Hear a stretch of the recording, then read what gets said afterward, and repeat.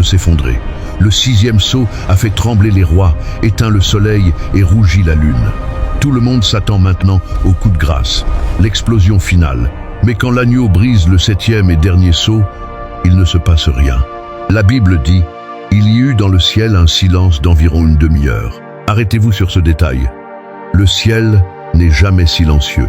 Depuis l'éternité, les anges chantent, les créatures crient « Saint, Saint, Saint », le tonnerre gronde autour du trône.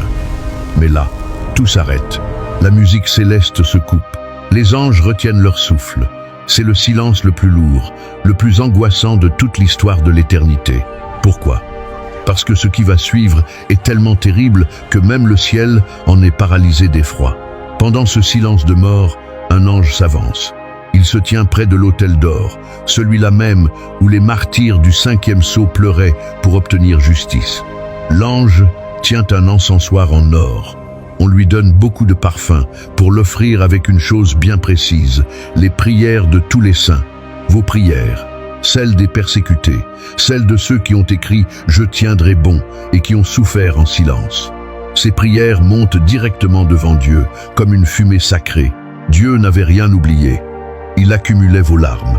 Et là, la réponse divine tombe. L'ange prend l'encensoir, le remplit du feu de l'autel et le jette violemment sur la terre. Le silence est brisé net.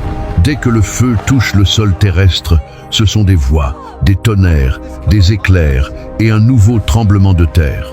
Les prières des croyants persécutés viennent de déclencher le jugement ultime. La patience est terminée. Devant le trône, 7 anges s'avancent. Ils portent 7 trompettes. Les sceaux étaient des avertissements. Les trompettes seront des fléaux destructeurs. Le livre est désormais totalement ouvert. Le 7e sceau nous pose une seule question.